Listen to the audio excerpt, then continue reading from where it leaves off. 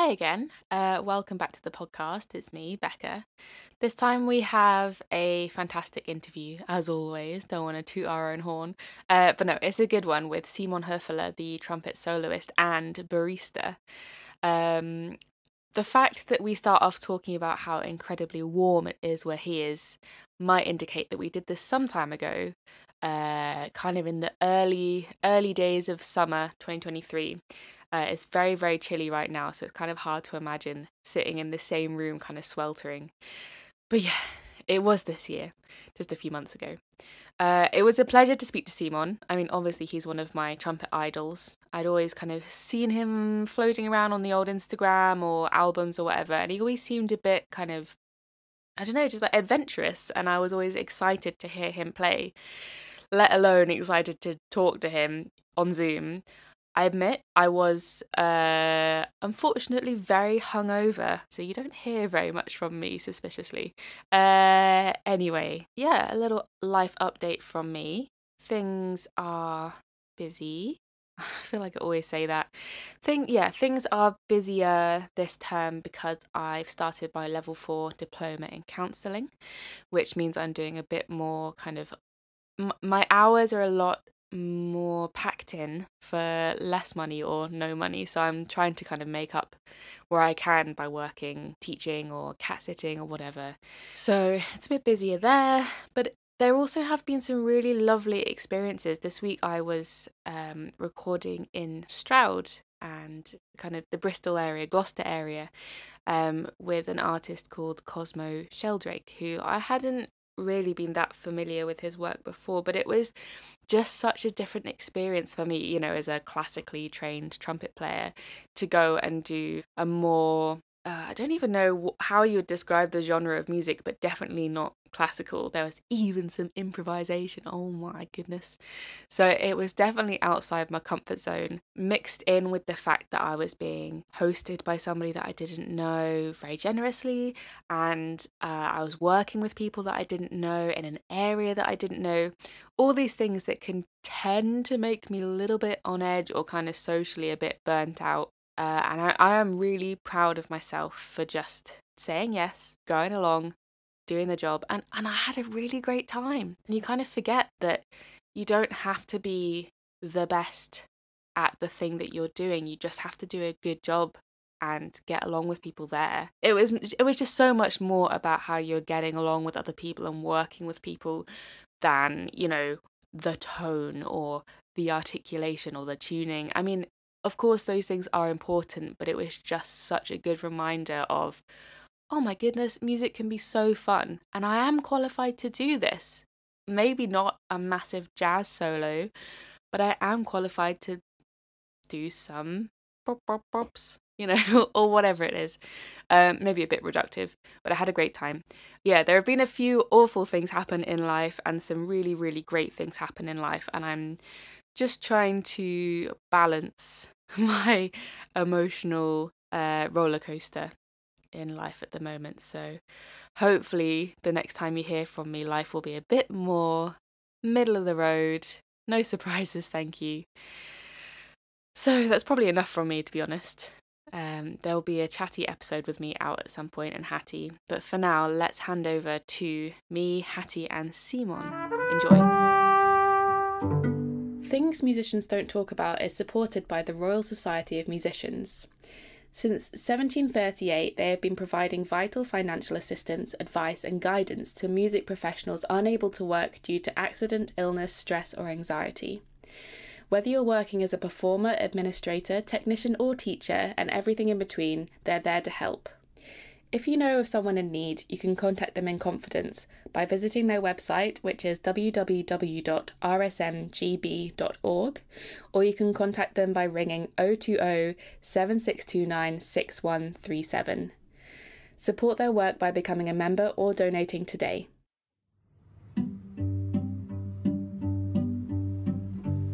Hello and welcome to Things Musicians Don't Talk About with your hosts Hattie Butterworth And me, Rebecca Toll.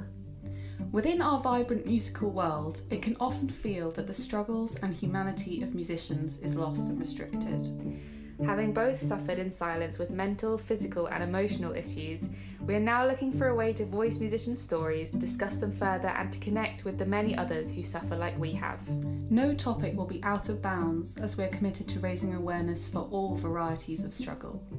So join me, Hattie, and guests as we attempt to bring an end to stigma by uncovering the things musicians don't talk about.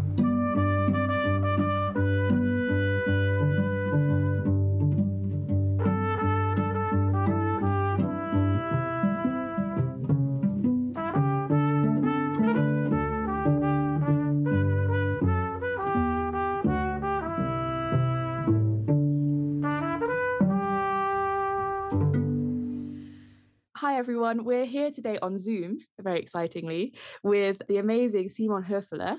Great to be here. And Hattie is here as well. We were just saying it's rather warm where you are in Karlsruhe. Way too warm, yeah. We've had some chilly times recently. It's been lovely. Can't believe we're starting with the weather, Hattie. Yeah, I mean, it's you have a German on your podcast. We have to talk about the weather. Maybe part of this is going to have to be in German, but can you tell us a bit about like what you've been up to at the moment? Like what's the summer looking like for you? Are you out and about, trumpeting everywhere, or what's going on? No. Okay. I do have some concerts before my summer break, but it's pretty chill, actually. I do have 2 more concerts coming up. I'm basically free. I have some other projects in August, but it's not really something where I do play. So it's pretty relaxed. 1 recital in 1.5 weeks or something, like when we record it now, and some other concert after that. So it's fine. But I was too late now to the recording here because I was practicing. So I still do that. Is that like you have a bit of like a more relaxed summer as like on purpose, like you wanted to give yourself a break, or was it just by accident? Something, a bit of both, I guess.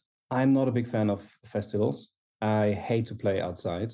Open air things is just a killer for the chops for anyone who's wondering why that guy is hating to play outside. I mean, it's nice to have a chill summer evening, but personally, I think classical music does not work really well outside if you don't have the acoustics. It's not about the music anymore. And then I couldn't care less, actually, because I don't want to play the trumpet because I love the trumpet, because I actually don't love the trumpet so much. It's a good tool to make music.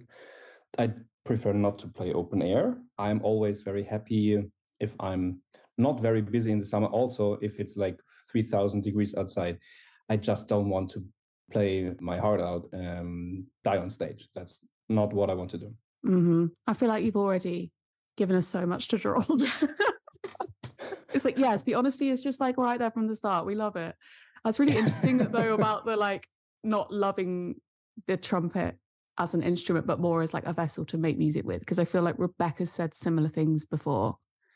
How like it's not as if it's something that you like, your heart and soul is like, you know, your whole identity is kind of surrounding it. How did Simon and the trumpet come together, end up in this incredible, multifaceted solo career? Can you tell us the kind of journey of that?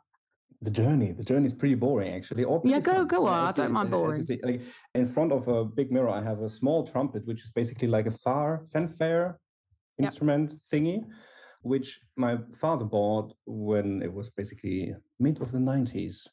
And it was basically just a decoration for hanging on the wall, and that's it, like with $10 from eBay or something. I was like 5 years old and grabbed this instrument and played on it, and I was like, yeah, I want to play trumpet. So, and from there on, I just wanted to be a trumpeter. And it helped through my school time and to the puberty that I was a pretty weird child. I was that weird dude who made music. I basically had no friends. Went to all of the orchestras, youth orchestras in Germany and later on in the Gustav Mahler Youth Orchestra, which is international. And I loved it, and I played it. And my goal actually was to be an orchestra trumpet player, because I think most of the time, if you're studying music, that's the normal goal, to be an orchestra trumpet player or a music teacher. I never wanted to be a music teacher. That was clear from the beginning. I aimed to get a job in a of course, everybody dreams to be a solo trumpet player, a principal trumpet in a great orchestra. That was my goal too. And that changed through some competitions I won. I think the last one was the Deutsche Musikwettbewerb, German music competition in 2016. I thought, okay, if I want to try actually continuing to play those solo pieces, which each and every competition is just made out of solo pieces, which I really enjoyed. And I actually felt for myself, I do enjoy that more. And I think I am better at that than being an orchestra trumpet player. I'm less nervous. I do somehow that was my thing. And I thought, okay, if I want to try it to be a proper soloist, I should look out, get an agency or someone to help me, basically, to pursue my goals and my career goals and whatsoever. I had no idea by that time, but I thought, if I want to try, I need an agency, I need a manager. That's what I looked out for. And I really luckily found a very small and very, very good manager. Not that my manager is small, but the agency. That's a pretty brilliant tall, image. actually. A teeny tiny manager. Exactly. I have it always in my pocket here. Yeah. That's my manager. That's terrifying. Oh yeah, he's fantastic. He's really cool, and I couldn't be more happy with him today and in the last years, which is incredible luck. And I also had just incredible luck with my teachers. I had incredible luck with everything. It's not about if you are the very best and anything. It's just like if you has the most luck, basically. I mean, of course, you have to be good. It's fun to play, and I wouldn't play it if I hate it. So it's not like my whole personality surrounds the brassiness about of which mouthpiece and blah its blah form. blah. I couldn't care less, and it's just I have to remind myself. I have to just remind myself to clean the trumpet each and every 5 years, kind of. It's like, oh yeah, maybe I should give them a little bit love, right? You're nodding. Yeah. Yes. Too many trumpets. So I'm very thankful to be able to make music and to make a good living out of that. But I couldn't do just that. So I need other stuff. So when you ask me what I was about to do in the summer, just maybe I should add that, because it is pretty busy, and I'm going to release a new podcast. No way! Welcome to the world. I'm going to have my own podcast, which is released end of this month. So this was a lot of work. Is it auf Deutsch? It is auf Deutsch. So if there are any German listeners, you should check that out. What's it going to be called? Or what is it called? It has a half English name, Classic Crush. Classical crush, basically. So I'm talking with a guest always about music and about what they do love beside that. And we have a playlist accompany that. And it took so long to prepare because it's produced by the WDR, which is like a huge radio station in Germany, Westdeutscher Rundfunk. And it took really long, but finally it's official. And well done. That's happening. Crazy. I thought you were going to say it was called. Yeah. We both think of the same thing. Is it like talking with your crushes? Dating. Oh yeah, exactly. It's a Tinder podcast. Or like you describe your crushes, your classical crush, but no one says their name, and you just have to like guess who it is. Damn. Yeah. I see you are. Maybe that's season 2. I don't know. That's all like that game. Guess who? And you're like, do they have brown hair? And then do they wear glasses? Even we could play that in German. Yeah. You should be guessed, but it's on German. So we can try. It would be incredibly basic. I mean, it would be fun. Just Duolingo over the summer, and then and then we're invited on Simon's podcast. Yeah, but Duolingo is like, my elephant ate a sandwich. The Germans love that stuff. Like, come on, it's fine. The Germans do what? They love that sort of content. Yes, exactly. Yeah, exactly. Yeah. So Rebecca said, well, when we were trying to arrange talking to you, she said there are these days where Simon is working as a barista, so he cannot partake. That's true. I nearly had to work today, but I said, no, I can't. I want to know about this because we're both kind of coffee obsessed. Am I right in thinking this is not necessarily a means of making money? Is it more of a passion? Yeah, exactly. Tell us about it. It got a passion when I started working on it, because I started working as a barista during COVID, during all those lockdown periods. And then a friend of mine told me, let's go to that new fancy specialty coffee, blah, blah, blah. And I was like, I drink any coffee, basically, at that time. now I'm a really big coffee snob. So, ooh, dangerous time. So we went there, and then they said, "Oh, we are hiring. You want to join?" I was like, "Yeah, sure, whatever." Blah blah blah. And then I applied, and I thought, "Haha, yeah, I'm gonna be a fuck. I'm a barista now. Now I'm working there." And then they offered me the job. I did it, and I learned everything, and it was a bit terrifying because I never in my life worked in a cafe or anything like it. So I never, so many things you could do wrong, like opening a shift, closing a shift, and then what? How is it going to work with the tips? And I'm so bad at math. Oh my god! Also, just making, latte art. It was like, yeah, we're happy to have you, but it would be nice if latte art works actually now. Like, yeah, sure. No, I mean, now it works, but we want you to make swans, Simon. We want swans. Yeah. Sometimes I can. You continued being a barista because of your love of it. Was there a point where you were like, maybe I'll like stop doing this and just focus back on music again? Or was it like, no, like what did being a barista give you outside of music? Well, as you know, as a musician, you need to go on stage and pretend everything's so great. And not every time. Yeah. It's not great every time. But when I go to the cafe, it's just basically like a paid therapy. Mm-hmm. I have to really let go of anything which bothers me, but because I have to think and do and be quick. And next one, okay, now I have to clean. Now I have to do that. Now I have to do 5 lemonades, 3 flat white, blah, bum, da. Where's the cinnamon bun? No, it's already there. Oh shit, I made twice. That's the wrong order. And so it's very stressful. It's great. It's fantastic, but it's so stressful. Different kind of stress. Exactly, it's a different kind of stress, and it's basically like pushing the reset button on your brain, and it wipes everything out, and then you come back. Of course, you are physically done for the day. I'm not going to do sports after that. That's exhausting. But it's great. It's you feel so. It's basically like coming from the gym and had a fantastic workout, and then you thinking that helped me physically and first of all mentally. So that's basically what I do. And I have lovely colleagues. Oh, that's so nice. So nice. Have you had any negative reactions to you being a barista alongside being a trumpet player? No, not really. I'm pretty sure that there are people who think, ooh, he needs to be a barista now. But I think those people are the people who don't tell me that, basically. But I don't care. I mean, they can think whatever they want. Sometimes, I mean, Karlsruhe is a small city. So sometimes there are people who recognize me, but they don't recognize me as a barista. And they look at me and they're like, why do I know you? Like, yeah, we studied together. Or that's so funny. Something like that. It's like you'll fall from thinking, has he fallen from fame? Like, no, everybody recognizes me because I'm so famous. Yes, of course.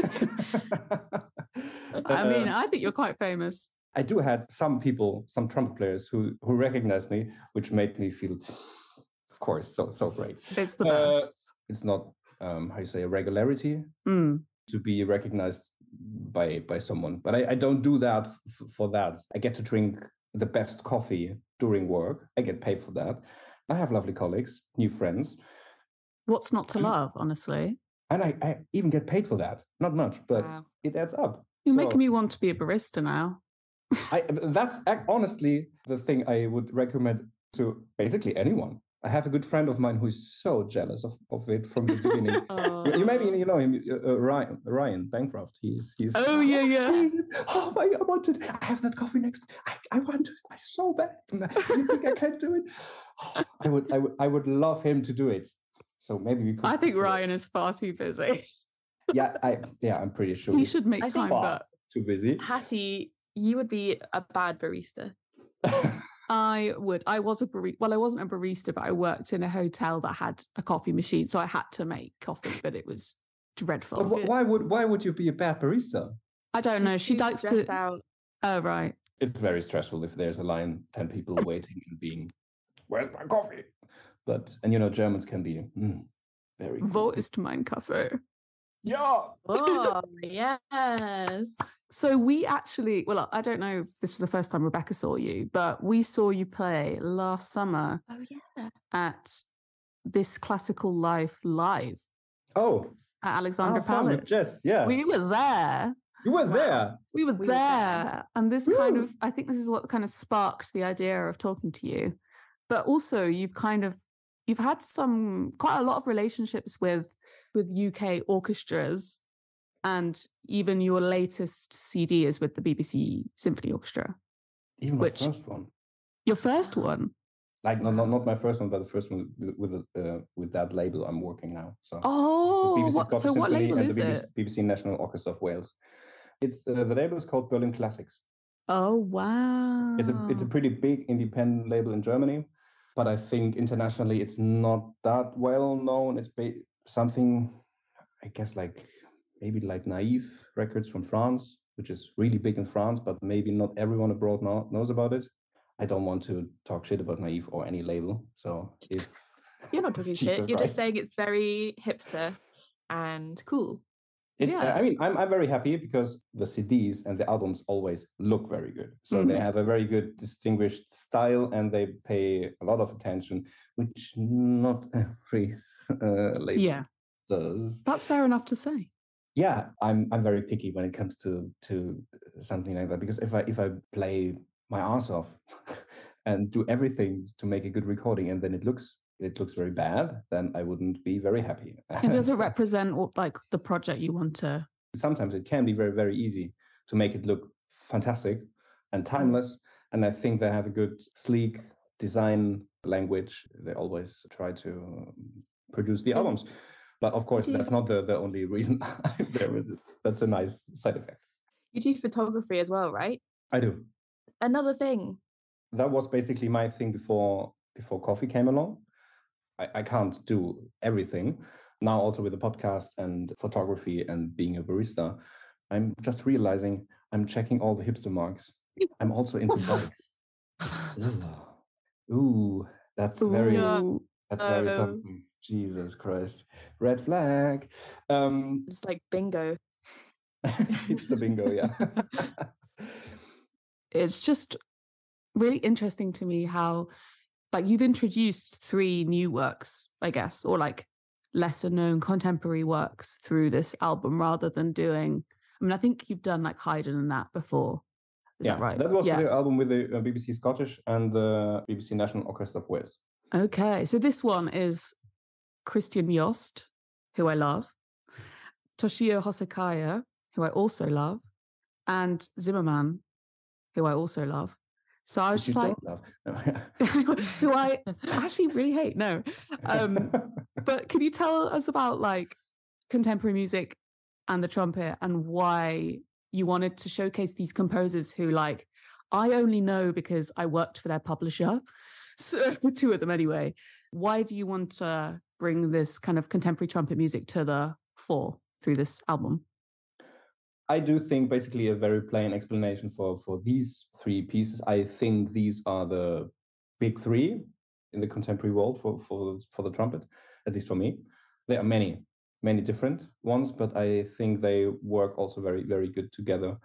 And with this, nobody knows, and you have this spiritual in your head, and then it comes from Christian Jost, this Chet Baker thing, and the being lost thing from Hosokawa, which just makes much sense to put it together. I know it's very heavy music. It's very depressing in a way, but it needs to be that. I think, I mean, I do love Haydn and Hummel and stuff, which is very uplifting, very nice music, so to say. But if you have that, you gotta need to have the others as well. So like when I go to the cafe and I come back and I'm refreshed to play trumpet, if I have concerts with Zimmerman, Jost, Hosokawa, Zrenka, Simpson, you name it, it's basically any contemporary stuff. And I come back and play Haydn, it's a different thing. And I do feel refreshed on that side, on vice versa to the other. It's basically the same thing, just scaled down or scaled up. I like to play different kinds of music and to be in touch with the composer, to really know how the music is meant. And for some reason, music from today just gives me, right now, music from today, contemporary music just gives me so much that I just want to do it. And I can't explain it really, really well, but each and every time I get the chance to meet a new composer, work with him or her, and maybe even just a world premiere piece written for me, it's the most amazing thing. It's amazing. So does it feel like a risk, though, sort of not going down the commercial route of recording and recording things everyone knows, and or even doing, film music for trumpet or something like that? What was the risk? Was there a risk there, or? Yeah, I hate that. So it's an easy decision. So just music for commercial stuff or being nice or looking nice or whatever, I couldn't care less. I don't listen to it. I don't care about it. The only thing which this music does with me is I'm getting triggered if it's too much in my face. Imagine if my manager would say, "Yeah, do that more." I would say, "No, I'm doing it even less." Or if some festival wants to do that, I'm getting angry when I have to play. Like you're being put down a particular route that's like I didn't want to go to the contemporary route because I want to do something else and I want to blah blah blah, being a protester. No, but the contemporary music gives me so much more than any other kind of music. And with any other kind of music, I mean this, in my opinion, just very bland and just quote unquote nice music. I don't care if it sounds nice or if it's Matthias Pincher. Like Matthias Pincher, when you have this air tongue noises and it's so much happening and so contemporary and it's rough music. But in the end, you play the whole piece, like 12 minutes, and you go through that and you really explore the area on the trumpet where it's basically, can you hear it? Is it there? Is there like on really on that edge? It's just so much better than anything. I don't know those. I don't want to name certain pieces but I think we all know the kind of very nice music which kind of André Rieu like. Let's name one piece. If you compare that to Carnival of Venice, for example. Who's that by? I never played it, and I will never play it in my whole life. This Not is for like £1 million. Most disgusting piece of music in the whole. It's horrible. It's the worst. It's the absolute worst. It's wonderful. So refreshing to like hear you talk so like bluntly and like so honestly about this stuff. I think often we come across people that are quite like hesitant to maybe say how they really feel. To have an opinion as a musician is like, especially as a soloist, I think. Yeah. Yeah, I'm not. Thanks, but I'm not saying it to have an opinion, but it's just that's how I feel. I don't feel anything for this kind of just nice music. It's very boring at a certain point. I mean, of course, it's nice if you play it once or twice, but I think from the third time on, it's getting just repeated noises basically. And then I want to make actually contemporary music where it's basically noises, literally noises, but there's so much more in that than in just playing Carnival of Venice.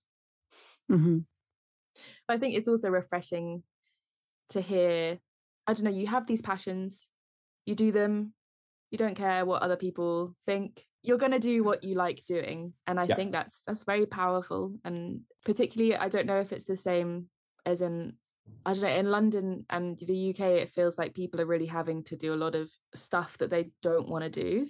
I'm in a very fortunate position to be able to be picky. I'm basically always the boss. I have a great management who's asking me, do you want to do that? Is that how you want to do it? You can say no if you just don't want to do it. And so I was incredibly lucky to have the exact right partners for what I want to do and what I want to play. And I don't have to worry about money. Everything's fine. So if I don't want to play a gig because they want me to play Carnival of Venice, I don't play it. I know if I would live in London and my expenses would be like 10 times higher, I'm pretty sure I would have played. So all you would do is Carnival in Venice. Yeah, all of that, exactly. Every day. It would be every day. The Albert Hall, Simon again, fucking Carnival of Venice yet again. Okay, if it's involved Albert Hall, we can talk about it. We can change our minds. When you were studying and everything, did you always have this innate sense of, I'm going to do what I believe in? Or was there ever a time when you really felt you had to conform to like the expectations of your teacher or classical music in Germany or any of that? Speaking again about being lucky, like my whole family are classical musicians. I always had the support of them. And it's never been something I had to do. Not from my parents when I was young, not from anyone when I was a bit older, not from my teachers. I do live in Karlsruhe, and I do live in Karlsruhe because I studied here with Reinhold Friedrich, and I met Reinhold when I was 12. And I had the incredible luck and honor to be his student from age 12 on. And Reinhold is basically a big child himself. He's just so interested in anything and is doing anything and is basically soaking up every idea of anyone like a sponge, basically, and gives it to his students. And everybody is just, it's very inspiring to have lessons with Reinhold. And I think that's why I never felt bored in my 13 or 14 years with him as a student. He was basically my only teacher. So we had a lot of master classes from other people, and he was like, yeah, go there, or come to my master class in the summer. There is also Christian Steenstrup or Luis Gonzalez or Gabor Tarkovi or whatever. So like really great teachers as well. It's great, but it was just very inspiring to even just have only Reinhold as a teacher, because he kicked open every door and it was like, want to do it? Check it out. Wow. Maybe.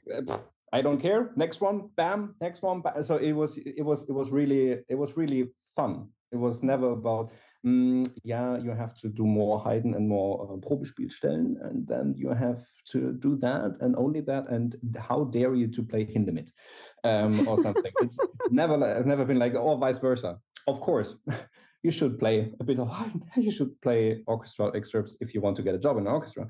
But he always searched out new pieces and like, Karl Amadeus Hartmann, blah, blah, blah, that composer, that composer, do that. Or he took me with him 2012 when we played the world premiere of Matthias Pincher's double concerto. And he asked me, Simon, what are you doing in the summer? And I was like, I'm not doing anything. I'm in my first semester. I don't know anything I'm doing this summer. So he was like, yeah, then you're coming with me to the Schleswig-Holstein Music Festival, and we're going to play a world premiere by a contemporary composer. Wow. Which was, I mean, it's fucking Matthias Pincher. So it's not some random guy. No. He must have really trusted you, and like vice versa. Yeah, that's so huge. So much trust, and it was like, oh yeah, you're coming with me. You play the other solo part. Okay. I'm gonna cry. This is so cute. And I've never played any contemporary stuff up until then. I think I played a bit of Hense or something, but I mean that's not really contemporary. And I played it just like I played it, not because I think, wow, I do love Hans Werner Hense. No, I have no idea. I had absolutely no idea. I was like, okay, whatever. And then I went there, or I saw the scores first, and I was just completely freaking out because I've never seen anything like that. And it was of course pushed into cold water. I was like, swim or or don't. And then from there on, I just realized that I love it so much. So he was, can you say maybe pushy in a good sense? He gave me so much trust, and he just said, yeah, you're going to do it, and it's going to be amazing. And since then, I first had very good connections to Matthias Pincher, and secondly, of course, I got to be in love with contemporary music, which is phenomenal. Stuff like that doesn't happen with many other teachers, I'm sure. So Reinhold really poured over buckets of inspiration each and every day. I mean, that just shows why you're able to do these recording projects with such like freedom and confidence. Yeah. And I think sadly that is just so rare that a musician has that kind of like sensibility to just be themselves and be free in what they love to play and what they want to show the world. To round off our episodes, we usually do a win of the week. So it's like a small something that you're like proud of or happy about or something. Hattie, do you have your win of the week? Yes, I think my win of the week has been, I've been like really focusing on detaching this week from sort of like that forced mindset we can get into of like really wanting something to happen. And the more you kind of beg for it to happen, that desperate energy can be quite off-putting, I think, and it can like hold us back a lot of the time. And I've had that kind of desperate energy towards quite a lot of projects in my life and people in my life and stuff. And I've kind of just been focusing this week on like detaching from that and being like, if it's right, the energy will feel more magnetic and less like desperate from me. So I've been like, yeah, I feel like it's been a win that I've discovered that I need to find more space to detach from that like desperation. And I mean, nothing miraculous has happened yet, but it just feels more free to live like that. So it's quite a kind of spiritual one, but deep. That is quite miraculous, though. If it works out, we'll see. Simon, do you have anything that comes to mind? I do have a book actually where I write down each night what I like about the day. So you're perfectly equipped to answer the question. So prepared. So the win of the week for me, something similar like you. Basically, I just thought, okay, I'm not too stressed about practicing each and every day like absolutely crazy. So I'm trying to relax a bit more. I don't have to practice crazy right now. It's a bit more relaxed. So I need to tell myself, do chill out on the trumpet. It's not the end of the world if piccolo trumpet doesn't work each and every day or something. And also, like a few days ago, like my podcast got officially released. So that's why that's a pretty big win. But that just happened. So that was just random. That happened this week. Yeah. Classic crush. Yes. Classic crush. Leave a like. Ooh, 5 stars. Subscribe. You can cut that out. No, we want everyone. We want everyone to know for others. For others. No, we love promoting other people's stuff. It's very exciting. Yeah. Rebecca, do you have a win? I guess like kind of similar to you guys. It's more of like a mindset thing. But I've just been spending a bit of like time by myself, trying to sit with my feelings and thoughts and everything, and not trying to, I don't know, just enjoying the space as the kind of summer arrives, just being like, I'm just gonna sit and write or read or just do nothing, like not fill it with stuff. Yeah And also I've had quite a lot of time by myself because my partner's away at the moment, so that's quite big for me to be able to spend time by myself in like a healthy way. That's been pretty nice. We're amazing. Look at us, everyone. We're all good. We're all good. Well, this has been such a good chat. I mean, so I don't know what I expected, but I didn't expect it to be this good for some reason. Another trumpet player. Another amazing, open, incredible trumpet player. So, Thank you so much for the invitation. It was very fun indeed. No, it's been really great and so nice to learn more about you and your other things. And everybody go listen to Classic Crush when it's out. When is it out? First episode is going to be out on 30th of July. So there's also going to be a lot of music in it. So you can learn it. And then we listen to a lot of music in the podcast. And there's going to be a playlist and stuff. So. And how can people find you on Instagram and stuff? What's your socials? It's my very German name, Simon Höfele, @Simon Höfele. Amazing. Well, thank you so much. Thank you so much.